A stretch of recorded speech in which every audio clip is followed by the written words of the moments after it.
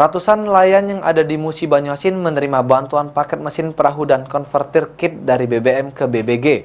Peralihan ini sendiri dilakukan agar aktivitas para nelayan bisa lebih ramah lingkungan.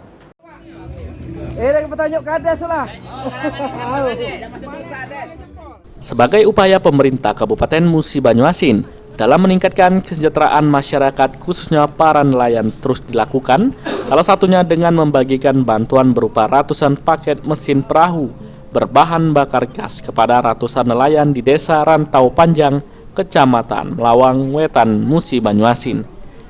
Kepala Dinas Perikanan Musi Banyuasin Hendra Tristomi mengatakan bantuan ini kedua kalinya diterima dari Kementerian ESDM dan diberikan ke nelayan.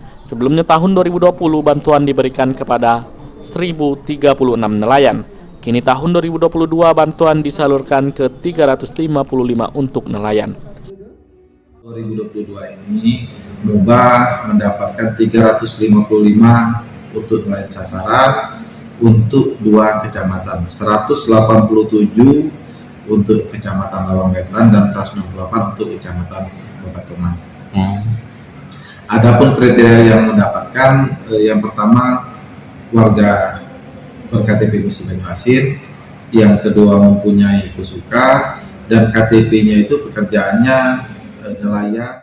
Diharapkan dengan adanya bantuan tersebut selain lebih ramah lingkungan dan menjaga keseimbangan ekosistem sungai, tapi juga dapat meningkatkan pendapatan para nelayan di Kabupaten Musi Banyuasin karena penanggungan bahan bakar gas jauh lebih hemat dibandingkan bahan bakar minyak. Ruzi Iskandar, PAL TV.